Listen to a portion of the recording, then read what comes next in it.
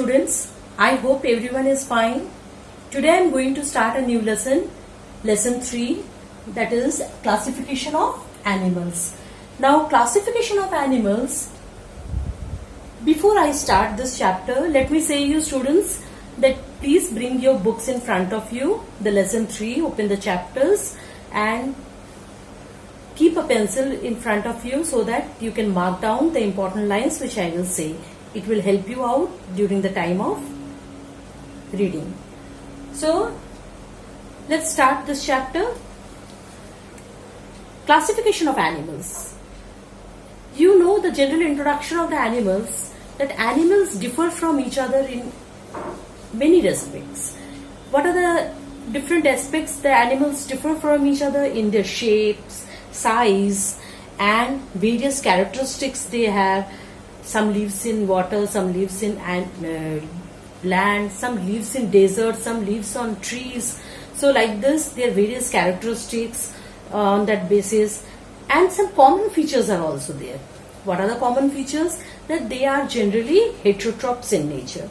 What is heterotrophs? Heterotrophs means the organism which feed on other living organism. That means organism that depends on other living organism for their food and nourishment. That is called heterotrophs. So they are heterotrophic. Normally animals are heterotrophic in nature. They cannot prepare their own food. Now another point is their common feature is there. They can locomote. What is locomote? That means move their body from one place to another in search of their food and shelter. So this also can be done by the animals. These are the two common features generally we see in them. And uncommon features you have seen that in their shape, size, characteristics, behavior, everything they differ from each other. Now this, on the basis of their different characteristics, now animals have been classification of animals. All animals cannot be put into the same category: snake, lizard, elephant, human being, then tiger, lions, rabbit, ant. All these things cannot be kept in the same groups. So animals have been broadly classified into two categories. What are the two categories? First is the invertebrates. That means the animals which don't have any backbone. We human beings have backbone, students. So like this we are coming under the vertebrates. That means animals with backbone. Now invertebrates with backbone, without backbone, and vertebrates with backbone. These are the two broad categories of the animals. Have been divided into two broad categories. Now first today we will learn about the invertebrates. Let us see. Invertebrates on the basis of their different characteristics. This is very important. On what basis they have been divided again? They have been divided into on the basis of their different characteristics. They have different characteristics that differ from each other. On the basis of they are divided again into 8 groups. What are the 8 groups? Known as also phylum or phyla. Okay. Now they are divided into 8 phyla. What are they? First is the Porifera. Second is the Cnidaria. C is silent here. Cnidaria. Third is the Platyhelminthes. Fourth is the Nematoda. Fifth is the Annelida. Sixth is the Arthropoda.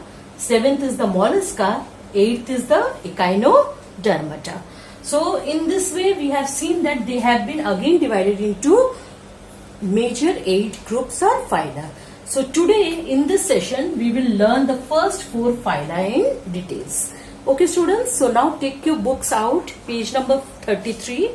You will see that the first phyla comes to the Porifera. First phyla is the phylum Porifera.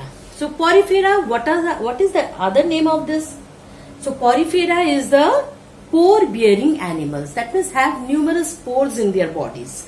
So, and what is the general characteristics which most of the animals have the similarity? That means most of them are found in sea, some are found in fresh water also. Now they have the, and what they have, they are the pore bearing animals, but they have some object in them so that they can easily hold the substratum. Otherwise they will always swim away or float away along with the current of the water. So they have the ability, their body have some special ability to hold the substratum. What is substratum? To hold the object so that they should not hold tightly and the object should not, the animal organism should not float away along with the water current. Okay. The third point is very important, students. Give a double tick there. Body is porous. Body is porous, and that means body is having tiny pores all throughout them. Why it is there? Because to draw water into the body cavity so that water can come, because they are sea animals, water animals, their water can easily draw into their body cavity. And one large pore is there, which is the so that the extra water can be given out, because all the time they will permit the water to get inside. All the time the water, animals doesn't need so much water, so the excess water will be given out through the one large pore is also present there. Otherwise other pores are all tiny holes. Okay, so very common feature, common example is the sponge. In your book also it is given. Now students, one thing I am telling you, since I am giving you the video session here, so one more video session after completing the chapter, I will give one more video session in which will contain all the phylums including vertebrates and invertebrates, some animals, pictures of animals I will give you if possible. Then I will give you so that you can learn about them in details, because I am giving you the ideas about their characteristics. Now the pictures will provide you other than the books. Okay, because books are already having few examples, but other than the books also, if any general examples if you get of the respective phylum, I can provide you with the coming video sessions. So keep an eye on it. Next is the Cnidaria. Cnidaria is also known as Coelenterata. What is mean by this Cnidaria and Coelenterata? These are the hollow sac-like animals. Sac you have seen, it is hollow type. Okay, hollow means inside it is empty. So it is a sac-like animals. What is the general features which are very common to all normally? These two, that is the aquatic animals. They are also aquatic animals. And second point is what? Sac-like body. Body is sac-like, hollow and round type and sac-like, but have only one opening. What is that one opening known as? Which is known as mouth. Now again come to the third point. Third point, give a double tick again, students. Mouth surrounded by a finger-like projection. Suppose this is the mouth and it has several finger-like projection known as tentacles. And what is the purpose of these tentacles? To catch the prey. Prey means to catch the other organism for their food, and also helps the animals to swim in the water. How to swim in the water means they are the tentacles very thin type, so they can easily swim in the water with the help of these tentacles. They are very hairy type of structure, so it will help you out, help the animals to do that. So and one more thing is there, the body is radially symmetrical. Fourth point is what? Radially symmetrical. If you cut the animal diagonally, not diagonally, horizontally or vertically or horizontally, you will find that they are divided into two equal halves. So this is known as the horizontal, this one, and vertical is this one. So in this way you find that the animal is having divided equal halves. So this is also a very good feature of this animal. So examples are jellyfish and hydra and sea anemone has been given in your book. So you can easily see that how they look like. Okay.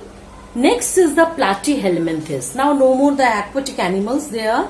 So let us see where they live. Platyhelminthes. This is the other common name of the platyhelminthes is what? Flatworms.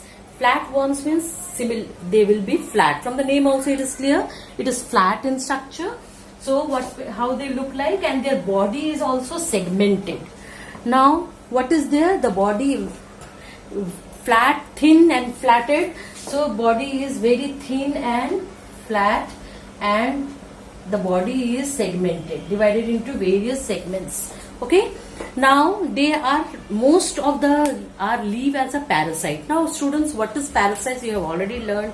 Parasites are organisms which live on other living organism for their food and nourishment. Opposite of parasite is the saprophyte, which depends on dead and decay for their food and nourishment. So here it is parasite which lives on other living organisms. Suppose here these platyhelminthes lives on the bodies of the other animals, which serves as a host. Because if you live on others, that means they are serving as a host. Now, common example you can give, liver fluke, then tapeworm. These are the very common example. Now you see tapeworm is found in the human intestine only, large intestine they are found. Now the tapeworm occurs in the, underline this one also, the tapeworm occurs in the human intestine and may gain a length of 6 meters. Underline the word 6 meters. How much length it can grow? That means they grow to the length of 6 meters. Now it, as a result, what happened? It looked like a long ribbon.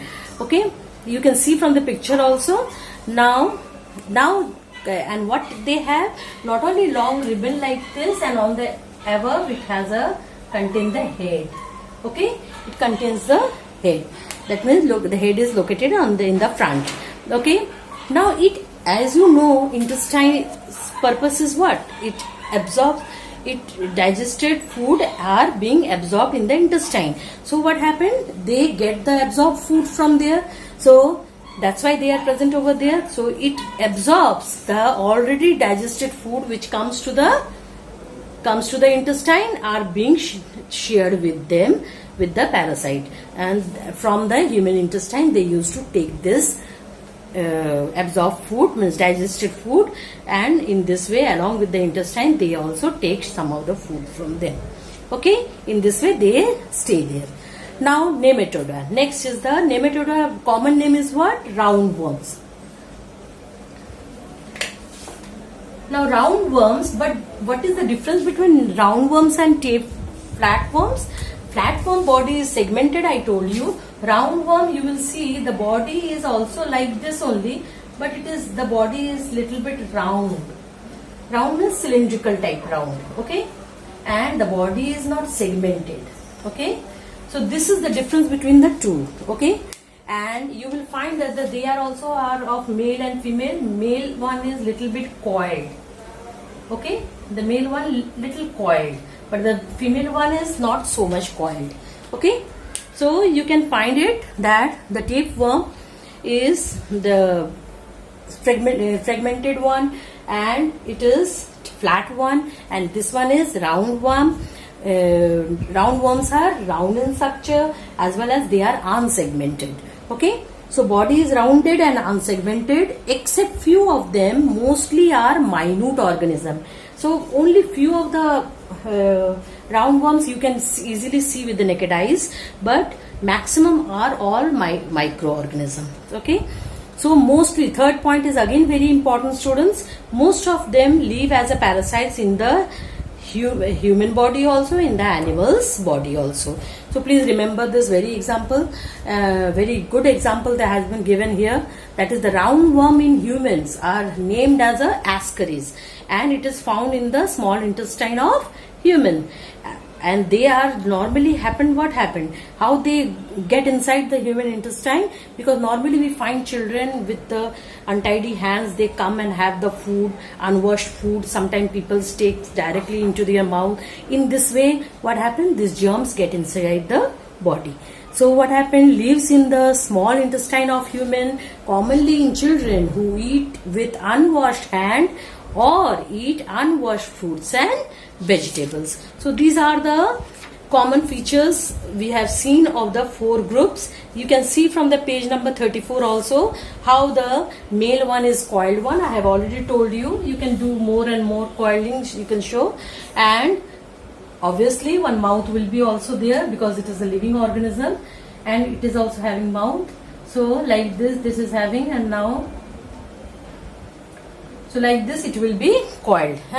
Then this is coiled, but this one is not so much coiled. So female one is not so coiled and male one is highly coiled. So in this way we have done the first 4 phylum, that is Porifera, Nigeria, Platyhelminthes and Nematoda. In the next section, I will do the rest 4, that is Annelida, Arthropoda, Mollusca and Echinodermata. So students, keep learning from the book nicely, and if any problem, any doubt if you have, and about the lesson 2 also I have given many videos regarding this, and part by part I have given the videos, so please go through them. I hope they are helping you out, and if any doubt is there, you can put any question to me in the comment box. No problem, I can, and if you need any suggestion from me, I can give you. No problem is there. So keep studying and be healthy and safe at home. Thank you students.